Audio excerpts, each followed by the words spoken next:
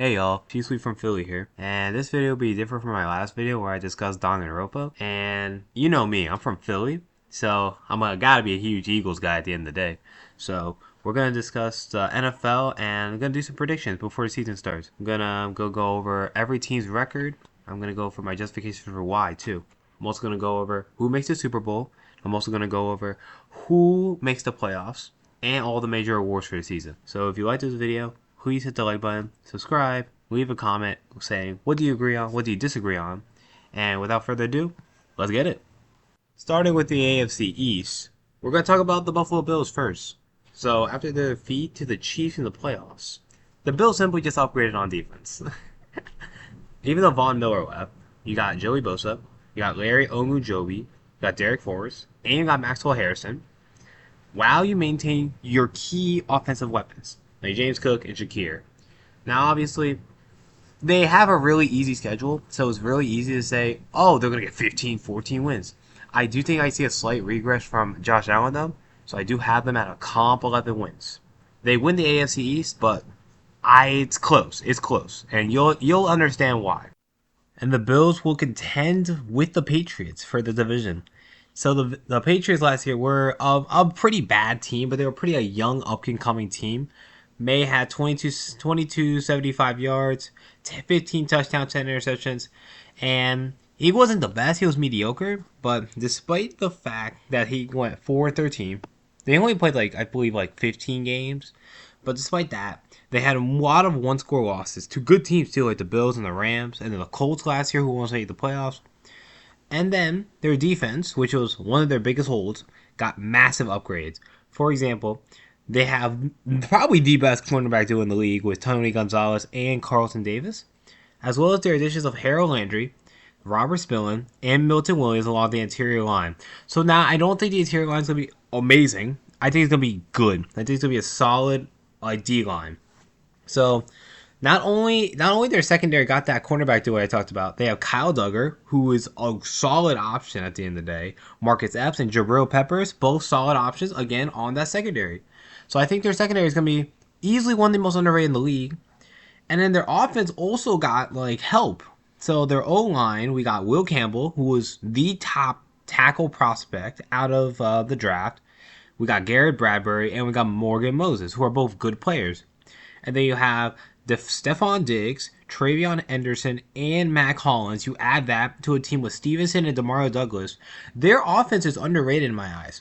So as long as May takes that next step, I see the Patriots calling out with 10 wins. I don't think they win the division, but it's close. I think it's a close duel between the Bills and the Patriots. Next, going to talk about the Jets, but I don't want to take too long on the Jets because they didn't really do much this offseason. They added Justin Fields instead of Aaron Rodgers, who I wouldn't even say is an upgrade at the end of the day. He's not a downgrade necessarily, but I would say around the same level. So you get Justin Fields, you get Armand Membu, and then you get Brandon Stevens in exchange for DJ Reed, who is they're pretty much the same level player in my eyes. So do I think the Jets are going to be any much better? No. I think they're going to get 6 wins. Last team in the division, we have the Dolphins. And do I need to say anything more about the Dolphins? I feel like this is it's really hard to believe in them anymore.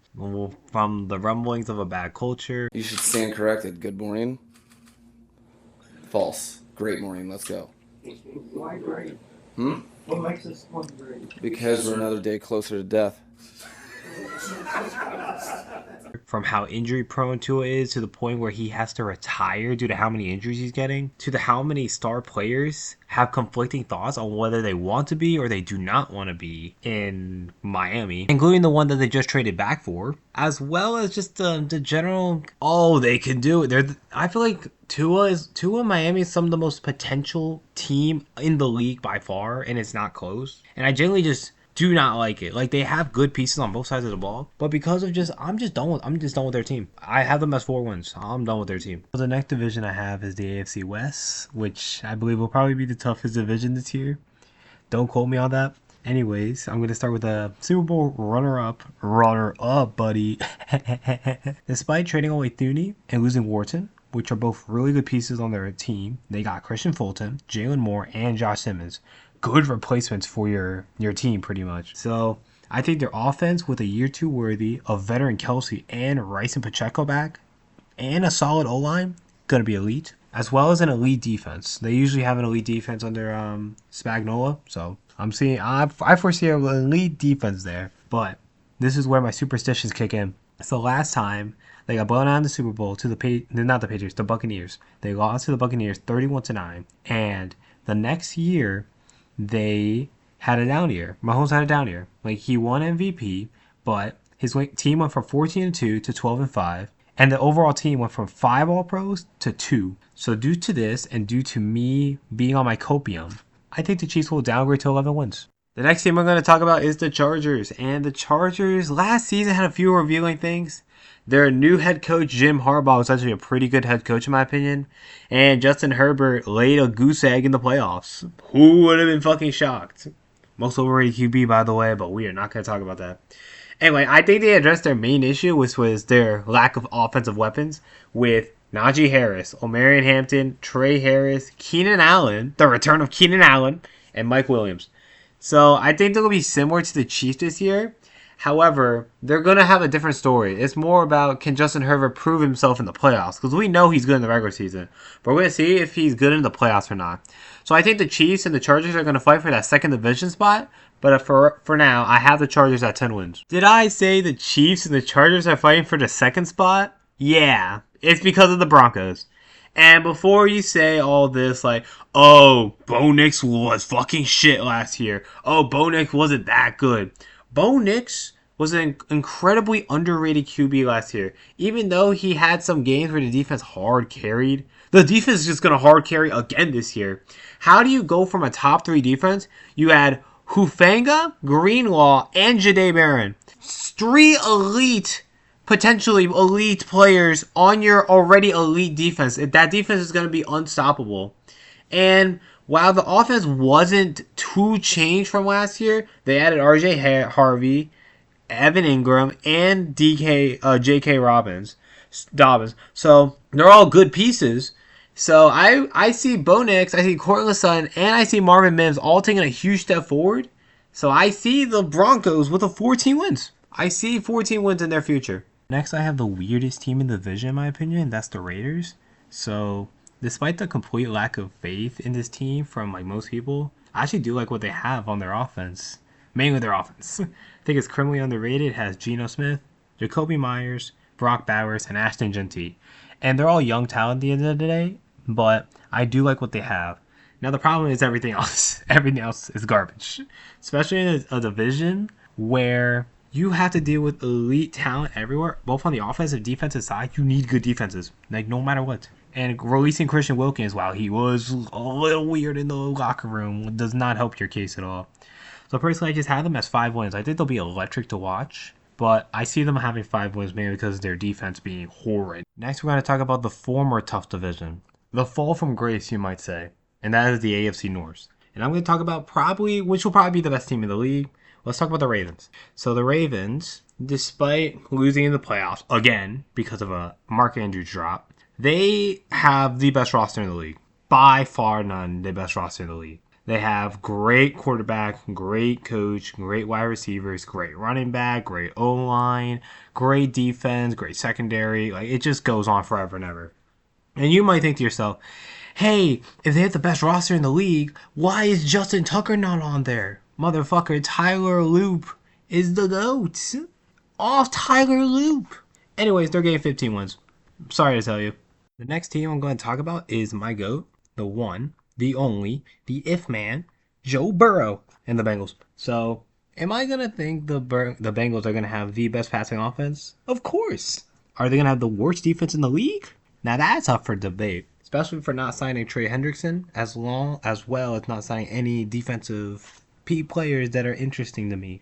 So, in my mind, I have them as going 7 wins. I think Joe Burrow is going to regress from his elite season from last year, and I see 7 wins from him. Next team I got is the 9-8 Steelers. We gotta get to the Super Bowl! Now, trading away Micah Fitzpatrick for an aging Jalen Ramsey is a decision. Believing in a 41-year-old Aaron Rodgers is a decision. Replacing George Pickens with DK Metcalf is a decision. Refusing to pay your star player, TJ Watt, is a decision. But it don't matter.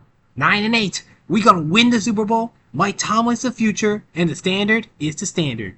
I don't even want to mention this next team, I'm not gonna lie. Probably one of the worst teams of the century, the Browns. Making one of the worst trades in NFL history. Not doing much in the offseason. You get Kenny Pickett. Oh no, he's actually gone, my fault. You get Shedeur Sanders, who's not even starting. And you sign Myles Garrett to one of the biggest contracts in NFL history. Yeah, this team's gonna be garbage. Give me 3 wins max, man. I'm done with this. Last but certainly least, we have the AFC South. And we're going to start off with the team that will probably feast on the AFC South the easiest, the Houston Texans. First off with this team, it's kind of just confusing to me how they didn't do much in my eyes. Like, they stay relatively consistent. They drafted decent. Like, I haven't really heard much from them in the offseason. They made a few, like, little trades, but nothing spectacular. Despite that, I don't think their division's too hard, so I think they're just going to feast. Like, you just feast on what you have. I have them going for 12 wins, mainly because their schedule's kind of easy, plus their division's easy. So, just give me 12 wins. The Jaguars are up next, and let me just say, this team is probably one of the biggest question marks of this next season. And here's why. Despite back-to-back 2 mediocre seasons and being injured, T-Law does not seem to be on the hot seat for many. So, for being hyped up as one of the great all-time prospects, it has been seen like anything like that. Obviously, he's not seeing the scapegoat. It's more the coach and the front office, so they all got fired. So now we got a new catalyst for Trevor Lawrence to potentially get a lot better and reach those hype that he was like striving for. You have Liam Cohen, who's your new coach, who was the OC for the Tampa Bay last season. Then you have the current OC, who's Grant Udike, who is the assistant OC for the Vikings last season. And your current defensive coordinator is Anthony Campanile, who was the linebacker coach for the Packers last season. So while they're all unproven, they all have potential to be solid coaches. Along with the fact that you add Travis Hunter, Jordan Davis. But the problem is, a lot of this team is pretty similar to last season. In the sense that, like, yeah, they did add some players, but they kept their main core guys. Like, mainly the defense. So, one of the worst defenses is coming back with the same team. It could be a situation where it's like, with the 2023 Eagles, they had the worst defense, then they had a coaching switch, and it immediately came up strong. But we will see. I do think the Jaguars do have one of the most underrated D-lines in the league with Josh Hines-Allen, Trayvon Walker, Eric Armstead, and Devon Hamilton. But their secondary is kind of mid in my eyes. So we'll see. But in my mind, it's like, you cannot have a team last season that had the 7th worst offense and the 5th worst defense, and they're going to suddenly change it around to get 10 wins and make the playoffs. I think they're going to be a okay team, maybe like below average, but I think I have them as like a 7-win team, maybe like average, a little below average. But I think T-Law will hit some stride somewhere in the season, if that makes sense. Welcome back to another retirement home. Today we're talking about the Colts. So now you have a franchise that is starting Danny Dimes, my GOAT, for carrying the Giants to 4 wins every season. It was hilarious. And he is one of the worst quarterbacks in the league. Yeah, there's a QB on the Colts roster named Anthony Richardson who lost out to Danny Dimes. Danny Dimes is so bad, but Anthony Richardson is worse. They both actively bring down this roster, which has decent offense. Like, they have Tyler Warren, they have Jonathan Taylor, they have Michael Pittman. I think the offense is okay. The defense, while the defense isn't anything amazing or like not even good, it's like meh. It's whatever. But I have this team as 5 wins. 5 wins. I don't think they're gonna be the worst team outright, but I think the team just has like a lack of talent for me to have any faith in them. Last team in the AFC, I got the Titans. A young and up-and-coming team in my eyes. I do like the overall vibe that Cam Ward brings with his leadership and his just general good-heartedness. But this team has like no talent. When I saw their free agency, nothing stand out. A lot of overpays, a lot of just question marks all around. The team's is a young team, so you can't really blame anyone for trying to rebuild. But I have this team with 4 wins. They're not going to really do much, but I think Cam Ward's going to be elite for the team. Simple as that. Well, that about does it for the AFC. And for anyone that's not paying attention to the screen, let me just list out my AFC playoff picture. I have the Ravens as the first team, the Broncos as the second, the Texans as the third, the Bills as the fourth, the Chiefs as the fifth, the Chargers has a 6, and the Patriots has a 7. As you can notice, there's not a lot of change, and in my opinion, that's why there's not too many threats in the AFC, especially in the division. A lot of them are clear-cut winners in my eyes. So a lot of the so there's a lot of you need to do good against the 7 to make the playoffs, not really win your division. And a lot of these teams, I don't see them getting 10 wins, like the Bengals, the Steelers, the Jaguars. I don't see a lot of these teams getting 10 wins, and they're the supposed wild card threats. So I don't really see any change in the NFC playoff, or the AFC playoff picture. My fault, the AFC playoff picture. Now we got the NFC, and for the NFC, we're starting off with my team, the Eagles. Now, I'm going to be biased here. We're going to go 17-0, win every game by a blowout, and it's going to be fucking amazing. For real, though. Let's say this team, we're going to start off by saying they maintain nearly their entire offense, but new offensive coordinator with Kevin Patullo. It's cool. I don't think there's going to be too much of a difference there. However, their defense is going to be a little rough around the edges. Losing Milton Williams, Josh Sweat, Darius Slay, CJ Gardner-Johnson, a few others. And with the additions of Jahad Campbell and Drew Makuba, that's not enough to fill a lot of the holes on defense, especially our cornerback 2. So I do think while the offense is going to be about the same as last year, I do think our defense is going to be a little worse. So I see us getting 12 wins. A little regress from the defense, but not too much. I think they're still comfortably make the playoffs. The next team I got is the Commanders. And hear me out. I see a regression from this team. Many of their wins last season were last-second miracle victories against mediocre teams, as well as the fact that they have not only the oldest roster in the league, they just re-signed Terry McLaurin, but it was not looking that way for a little while, so there might be some tension there. Besides that, I don't see Jaden Daniels progressing farther than people think. I think he peaked a lot last season for a rookie, so I do see a sophomore slump happen for him. And overall, I think he overachieved. So even though Terry McLaurin is playing, I don't think the Commanders are going to be super crazy. Like, they're going to be an electric team to watch, but I don't like their defense in the slightest. And their roster is too old for me. So give me 8 wins overall in the season, plus to have a tougher schedule. So good luck, buddy. Next team I have is the Cowboys. And again, hear me out.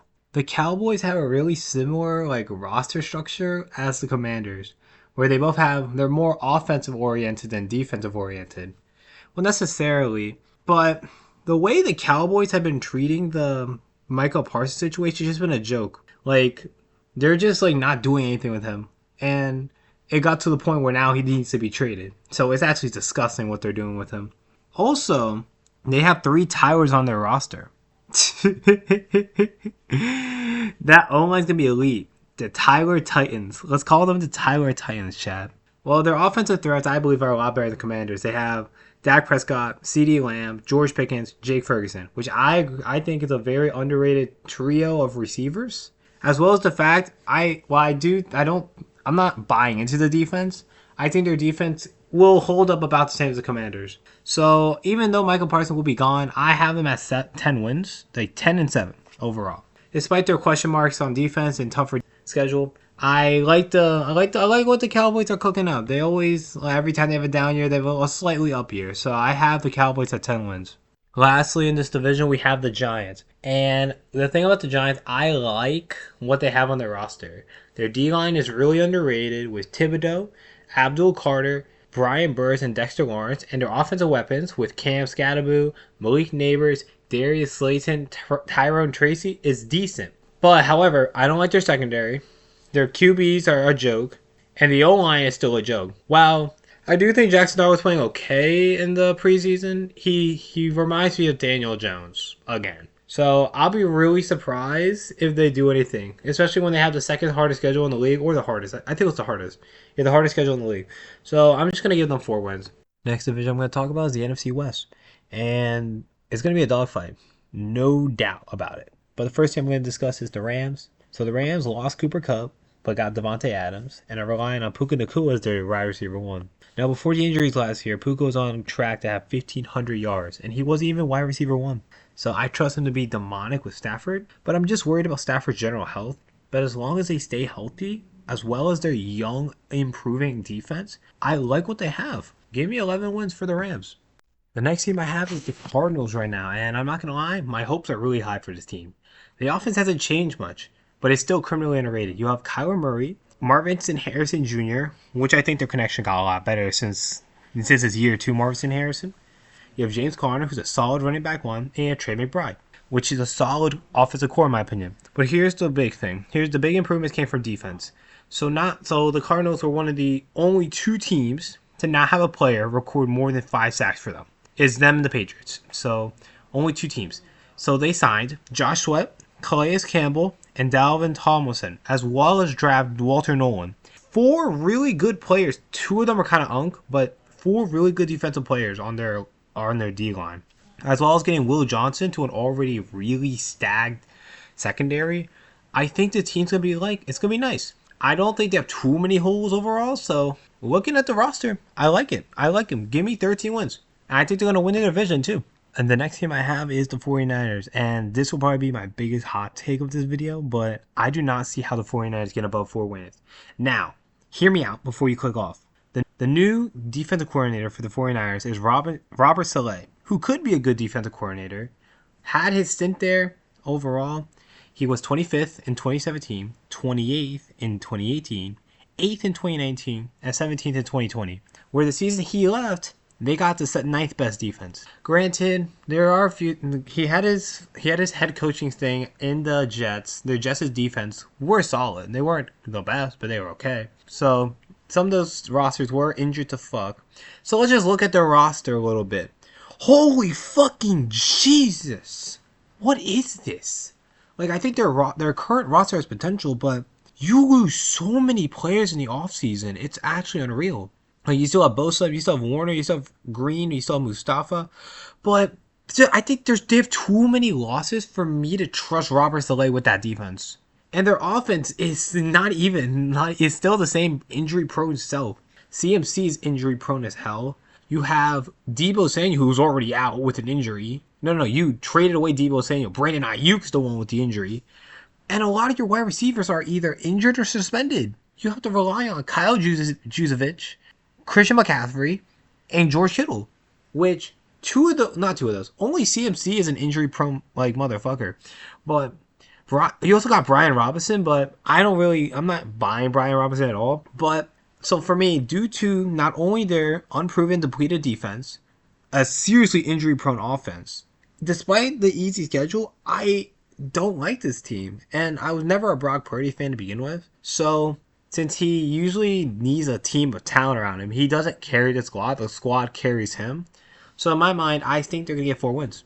It's simple as that. I think they're getting 4 wins. The last NFC West team we're going to talk about is the Seahawks. And they revamped their offense, I guess, with Sam Darnold. Are you kidding me? That's the solution? Kupp, Kenneth Walker, and JSN are good options and all, but Sam Darnold's the answer? Are you serious? I do like their defense as well, but I feel like they're in a similar position to the Colts where you have good talent both on the offense and the defense, but your quarterback's going to hold you back big time, and that O-line's atrocious. Obviously, if you think the Seahawks are going to be good, that means you have faith in Sam Darnold. And personally, I just don't have faith in Sam Darnold. It's just that simple. So for me, I think Darnold's going to bust. So we're just going to call them 6 wins, personally. Speaking of a dogfight division, we have the NFC North. Let's start with the Lions. So first off, last season was a weird one because you have one of the most explosive offenses in the league, but yet your defense was so injury prone that you lost because of it. So now you get all your defensive talent back and you have your offensive talent back. You replace Carlton Davis with DJ Reed, so you pretty much have pretty close to the same roster last year. They added a few other defensive pieces, but my biggest question mark for them is how badly is losing Ben Johnson and Aaron Glenn going to affect the team? I saw how the Eagles did it. They got messed up. So they can easily falter if it's messed up bad. But I do think they'll win the division, but it just won't be as dominant as last season. I think I have them as 12 wins for now. Next team I have is the Vikings, and I think this is another team that will regress from last year. Now, this team is kind of just dependent on how do you think J.J. McCarthy is going to be, because their roster from top to bottom is stacked. So you just have to think to yourself, how good will J.J. McCarthy be after recovering from a meniscus injury? And even in Michigan, he didn't look too crazy to me. He looked like a game manager. So For me, even though I like Kevin McConnell and he kind of is a QB whisperer, I think they do regress hard with Jason McCarthy, so I'm giving them 8 wins. So I'm talking about the Packers right now, and while I was making the script, they just traded for Michael Parsons. So my entire thing kind of just goes out the window. Like, your passing defense is good, and their Cole and D line is now not fixed, but it's now not even that bad. Like, I wouldn't call it bad. Like, I had them originally as 10 wins, but I like them at 11 wins now. I'm not gonna lie, especially adding true wide receiver number 1 Matthew Golden. I do like this squad a lot more than I thought I would now. Give me 11 wins. Last team in the NFC North, we got the Bears, and with the addition of Joe Tooney, Jonah Jackson, Drew Dahlman, the Bears' O-line is saved, and they will win it all. It's what I would say if life was simple, but it's not, especially in the NFC North. I like Ben Johnson as your head coach. However, I do think he's going to have some growing pains where he's going to they're going to have offensive schemes that might not work out. Their defense might not be as sharp as it would be. But if Ben Johnson can make Caleb Williams a stud, this offense is unstoppable, unironically. But I do like 7 wins for this team. I think this division will be a dogfight, and I think Caleb Williams will progress like slowly more to the NFL. So I like 7 wins for this team. Last division we're going to talk about is the NFC South. Now we're going to start with the last year's winners is the Buccaneers. Now the Buccaneers are always a weird team to me every year because they did not address their secondary in the slightest, but they got another wide receiver in the first round. Like, what are we doing? I mean, I guess it worked out since Chris Godwin is injured for the first, 5 games of the season, but I just don't trust his secondary to hold their own. And Baker Mayfield, usually when he has expectations, he's weird. Like, sometimes he'll perform to his standard, but sometimes he just busters out and doesn't. So personally, I think he's going to have a down year, but he's still going to have a good year relatively, but I think it's going to be a down year for him. So I think I see this team as 9 wins. I just don't like what they have on defense specifically. Not their offense. Their offense is great. Their defense, I'm not sure of. So just give me 9 wins for them. Okay, the next team I have right now is the Falcons, and this is a team I think will break out. Michael Penix Jr. looked decent in his start last season, and I think he's going to be a quality NFL QB for the next season. I fully expect him to take a huge leap forward next season. And I believe their offense is also criminally underrated. They have Bijan Robinson, Algier as their running back duo, one of the best in the league. And they have Drake London and Darnell Mooney being a criminally underrated wide receiver duo.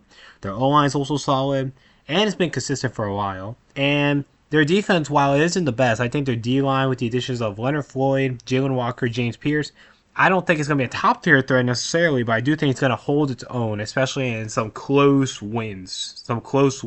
So personally, with their terrible division and all, I have them going 11 wins and winning the division.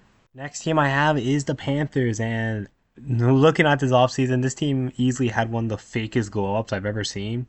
Their offense didn't improve too much outside of the addition of McMillan, and their defensive additions were kind of Mickey Mouse Clubhouse, man. You get Jason Horn, you overpaid for Wharton and Mogring, which is disgusting, by the way. And while these signings are kind of decent, Bryce Young had a good, decent half of a season. And people are acting like the Panthers are going to go, whoa, low-key they'll make 10 win. No. This team needs to grow up. Their team is super young. So, in my opinion, I don't think they're going to do that well. I have them at 6 wins overall. Now, our last team is, unfortunately for them, going to be the worst team in the league. Give me the Saints. First off, no one on their team is good, especially after they retired Derek Carr. So now you only have Alvin Kamara, Chris Olave versus the world at this point, man. Your starting QB is Spencer Rattler, and your defense is Twigs. I'm good, man. I'm going to be shocked if this team is going to be at all competitive. Give me 2 wins. I'm done. And here's the NFC playoff picture. We have the Cardinals at 1, the Lions at 2, the Eagles at 3, the Falcons at 4, the Packers at 5, the Rams at 6, and the Cowboys at 7. Again, 3 new playoff teams. I think there's going to be a lot of change. There could be a lot of other teams that can make it. The Buccaneers have a chance. I think the Vikings might have a chance. I think the Commanders could be good if they have a chance. There's a lot of teams in the NFC that could be... The NFC is going to be really competitive, so I would watch out for the NFC because my NFC picture is not going to be as close as my AFC. I think the AFC I'm going to be more accurate with. The NFC is a lot harder to predict, especially with a lot of these teams being super potential. They have a lot of potential on their squad. My Super Bowl matchup. Who do I think is going to make the Super Bowl? I have the Eagles Bills, and here's why. My Eagles, for the sole purpose, is I do not see any NFC team beating them. So that's simply my prediction. There's a lot of NFC teams that have elevated to a next level, but I don't think they have reached the Eagles level yet. And the Bills, I kind of just went based on elimination, where the Ravens are too cursed, the Broncos are too young, the Texans are not loaded, the Chiefs have the belt-to-ass curse, the Chargers have Herbert, and it's the Patriots. That's simple as that. That's why I am predicting Eagles-Bills for the Super Bowl. And before I end this video off, I am going to explain my NFL awards. And I'm going to start with the MVP. So the MVP is the most valuable player, and I think it's going to be Patrick Mahomes. Despite what my superstition says, where the belt-to-ass curse, he does not get the MVP next year, I do see a huge improvement for Mahomes, especially with what his offense has compared to previous seasons. I really like Mahomes' chance to improve to what he usually does, 4,500, 4,800 yards. So I'm picking Mahomes there. Offensive Player of the Year is hard because you can honestly give it to 20 players in my eyes. But I'm just going to go with Jahmyr Gibbs. Just no really reason. I just see a huge leap coming from Gibbs. Nothing too crazy. Same with Defensive Player of the Year. You can give it to 20 players, but I'm just going to go out on a limb and say Christian Gonzalez. Making that Patriots secondary elite, we're going to give it to Christian Gonzalez. Offensive Rookie of the Year, it's a toss-up between two in my eyes. It's either Cam Ward or Ashton Genty. So in my opinion, I think Ashton Genty's going to bust her out with the Raiders, because especially I don't like their O-line at all. And I think they're going to be too spread out. So I like Cam Ward. I think Cam Ward is one of the most underrated stories in the NFL. So give me Cam Ward for the Offensive Player of the Year. Defensive Rookie of the Year, you can honestly give this to anyone between Kenneth Grant all the way down to the pick 40, honestly. It's that the skill gap between all those players are just so minuscule, it doesn't matter. But I'm just going to go by Eagles fans. I'm going to go Jahad Campbell, who was a projected top 15 pick pre-injury. And he's already a starter on the roster. So I'm really liking what he showed in preseason. So just give me Jahad Campbell. Coach of the Year is going to be a toss-up between either Mike Vrabel or Jonathan Gannon, because both of those teams take huge leaps in my predictions. But I'm going to give it to Jonathan Gannon. Being the number one seed in the NFC is a hard task to do, especially when you aren't really a proven coach. So just give me Jonathan Gannon for this season. Lastly, my comeback player of the year, I'm getting Aiden Hutchinson, because a guy with 7.5 sacks in 5 games last season, there's no way anyone else can come back from injury and do something as good as that. So give me Aiden Hutchinson for comeback player of the year.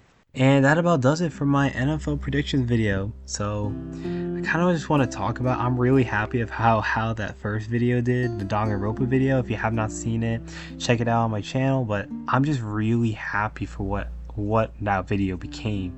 It has almost 70 views at this point for my first video, and I have 11 subscribers. That's actually pretty cool. So what my big goal for this channel is 100 subscribers, and then if we get there, we'll see what I do from there. But I really appreciate it, and if you guys want more content from me, just subscribe, leave a comment, do something, and let me know some content ideas, because I have no idea what I'm going to do this after this.